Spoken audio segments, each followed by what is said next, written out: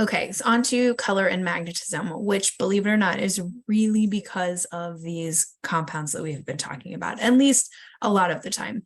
So anytime we're in the lab, most of the things that we use are white, right? Most of the powders we use can be dissolved and they're white.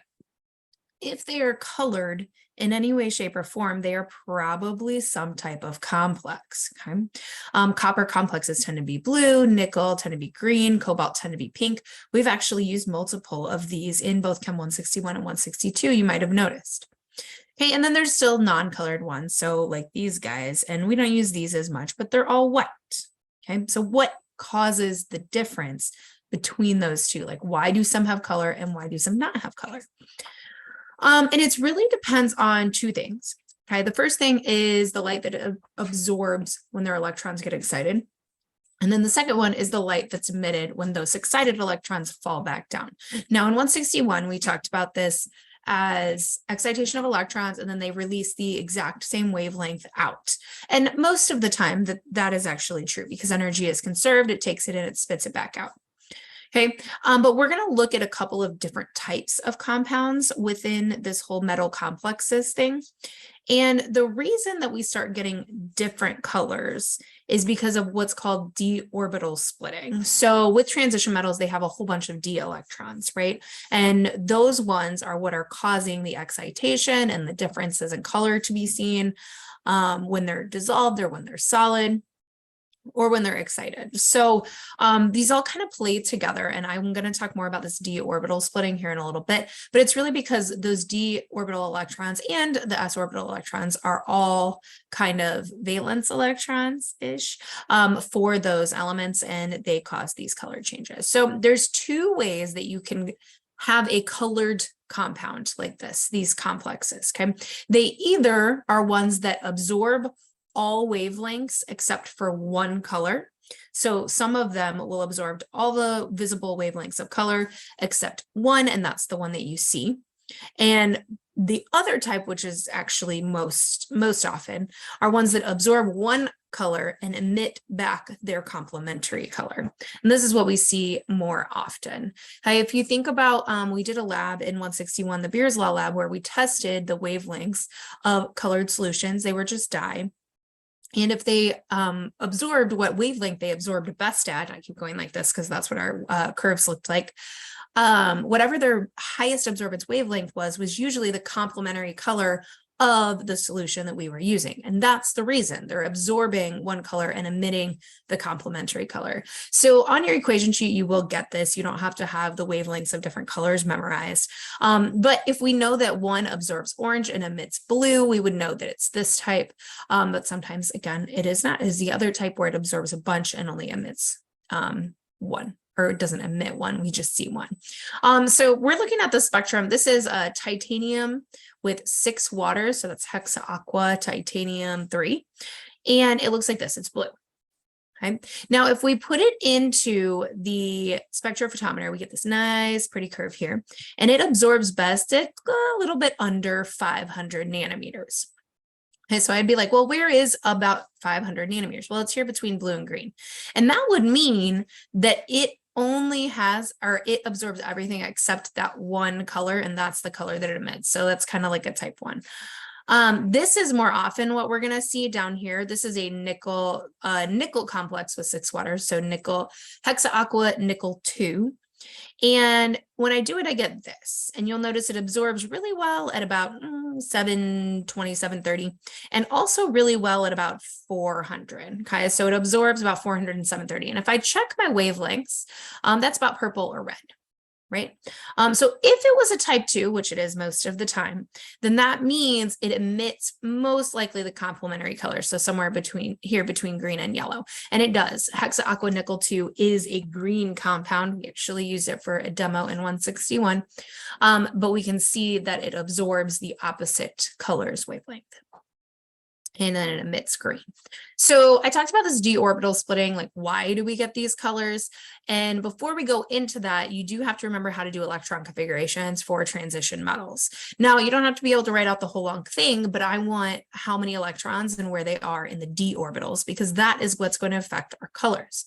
So in period 4, which is 3D, remember the D section of the periodic table starts at 3D. It starts at scandium. That's the first one that's going to have any d electrons. And this is the electron configuration for scandium. It has 1 electron in the 3d orbital. So the 3d has 5 orbital shells in there, or orbitals in there. And this is the whole like subshell. So all of the d orbitals, which is what we're talking about, should have 5 boxes or lines, or however you want to draw it. Okay, so the stuff in periods 4 and 5, which are really the 3D and 4D elements, like iron, which is argon 4s2 3d6, and zirconium, which is really krypton 5s2 4d2. They all look like this. Okay, so this is what would be in period 4. And this one is in period 5, and they're going to look like that. Now, you don't have to know this. It's just showing you what this electron configuration should look like. That it's whatever 4s2 and then 1 lower, so 3d to whatever number of electrons you need. Okay.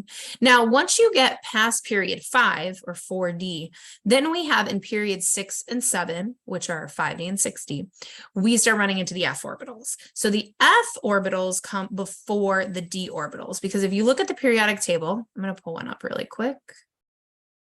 There we go. If you look at the periodic table, this is period 6. So this is 6s. And this over here would be 5D. But right in here go all of our lanthanides and actinides. So this is 4F.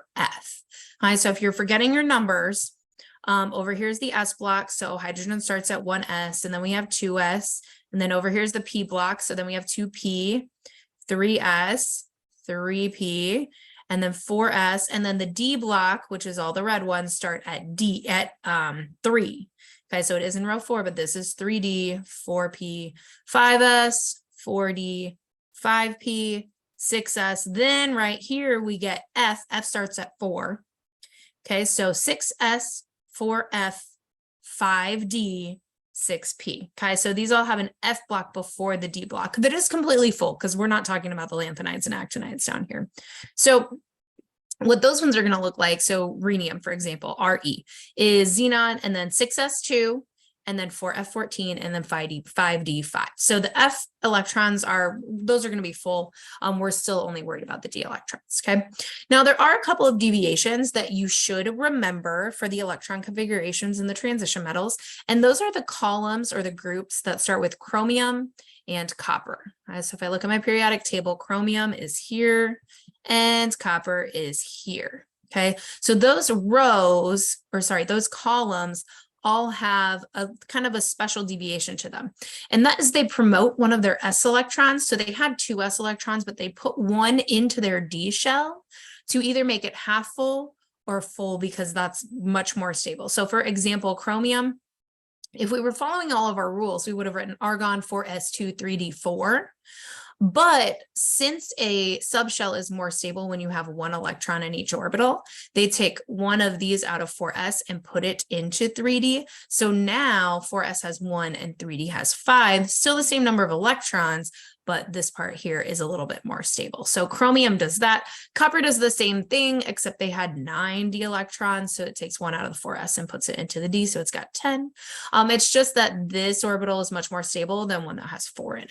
Okay, so those are the 2 exceptions that you do need to know for the order of filling those electron shells. Okay. The other thing we need to remember that's very special about transition metals is that when we turn them into cations, you always remove their electrons from the s orbital first. And that's not what we do for regular elements. For regular elements, like if this was the electron configuration, when we start taking off electrons, we'd probably be taking off of the 4D. But really, it's the valence electrons that come out first, and the valence electrons are the ones in the highest energy level. So 5s2 is higher in energy than 4d2. So we do take them out of the S first for transition metals. Okay, so take them out of the S, which is why a lot of the transition metals have a potential charge of +2, because sometimes they just take the 2 out of the S orbital. Okay, so we are going to be drawing these, and the reason is this is one thing, these orbitals is one thing that explains a property of transition metals, and that is if they are paramagnetic or diamagnetic. Now, I'm not talking about ferromagnetism, that is just like iron compounds, and maybe you'll talk about that more in physics. But paramagnetism is when you have things that are slightly attracted to magnets, and diamagnetism is that they don't attract to magnets at all. It kind of seems like they repel. So you have a paramagnetic compound if you have unpaired electrons. So this is a d orbital that has 7 electrons in it. Notice it's got 1, 2, 3 unpaired. If it has any unpaired, it is going to be paramagnetic. And the reason being, these electrons can kind of like line up and attract to a magnet, but you don't have to be able to explain that. Okay, if they are all paired up, okay, they would be diamagnetic, meaning that they don't attract magnets because their electrons can't line up in a way that they want to. So if it's full or if they are all paired, it is diamagnetic. So think of pairs as 2 as diamagnetic. Okay. Now, sometimes we notice that compounds that have the same element in them, which means the same number of valence electrons. So cobalt's 3+, for example. Cobalt 3+ has a 3d6 shell. And if it's with cyanide, it's diamagnetic. But if it's with fluorine, it's paramagnetic. And that is kind of difficult to understand based on the d orbitals we're looking at. If I had 3d6, I would have unpaired electrons, right? I would have 2 in the first shell and then 1, 1, 1, 1. And that would be paramagnetic. So how is it that this one is diamagnetic? That's going to bring us to the splitting of d orbitals. So how do we get differences in paramagnetism and diamagnetism? If they are the same element, it actually has to do with what is bonded to them.